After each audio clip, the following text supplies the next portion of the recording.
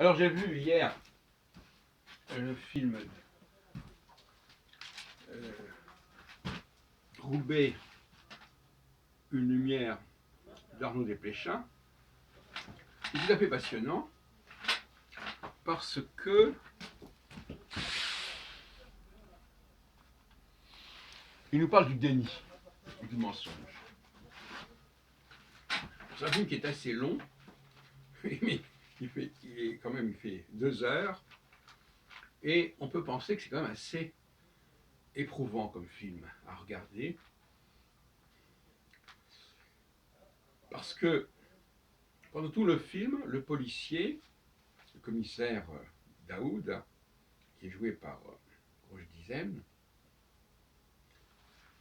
il va falloir qu'il oblige et qu'il conduise les 2 jeunes filles, les 2 jeunes femmes avec lesquelles il a affaire, qui sont jouées notamment par donc Léa Seydoux et Sarah Forestier, si je m'abuse, à accepter de reconnaître les faits. Et on les voit complètement s'enfermer dans le déni, dans le mensonge. Alors moi, je suis passionné par la question du déni. La tentation du déni est remarquable. Alors, dans le cas de meurtre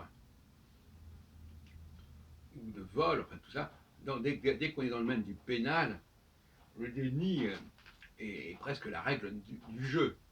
Et même le policier sait très bien qu'il a à faire du déni. Bon. Alors, c'est presque excusable à la limite le déni. Bon, on ne peut pas reconnaître qu'on a fait telle chose, on veut échapper, on veut être dans l'impunité, etc. Ça, c'est humain. Et petit à petit, au bout de 2 heures, surtout qu'elles sont 2, alors en plus elles sont 2, donc ça complique encore plus les choses. Qu'est-ce qu'elles disent l'une de l'autre? Qu'est-ce que l'une a fait et pas l'autre? Est-ce que l'une a fait les choses sans l'autre, etc. Parce qu'à la fin, c'est quand même une dame qui a été étranglée. Et au début, elle dit tout. Et donc, on déconstruit leur déni et on voit que petit à petit, elles en prennent leur parti de reconnaître la vérité. Elles font cette concession à la vérité. Oui, ben finalement, je ne peux pas continuer à nier les choses. Et en plus, quelque part, ça pèse de nier les faits. Quelque part, c'est pesant. Et donc, on a besoin de se décharger en reconnaissant la vérité.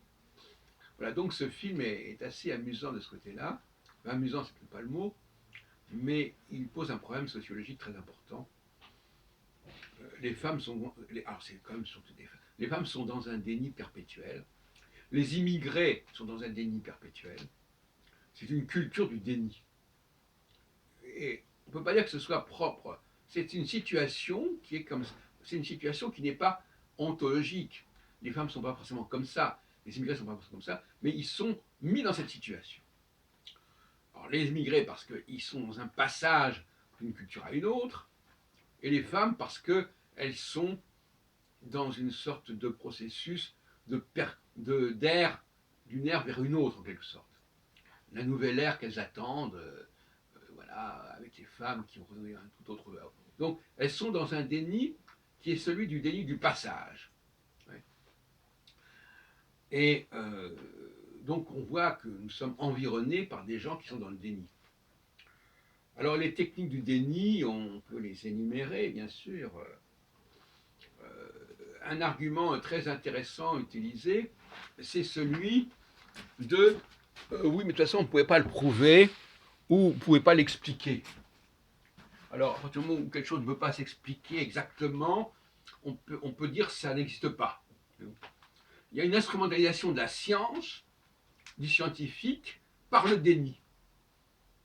La science est instrumentée et instrumentalisée par les gens qui veulent nier qu'ils sont différents, ils veulent nier qu'ils ont des problèmes, ils veulent nier qu'ils sont dans une situation de transition compliquée, et ils se servent de la science en disant de toute façon, vos explications ne sont pas satisfaisantes,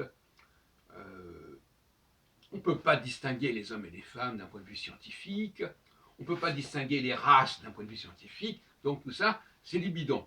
Et donc ça alimente, ça étaye le déni.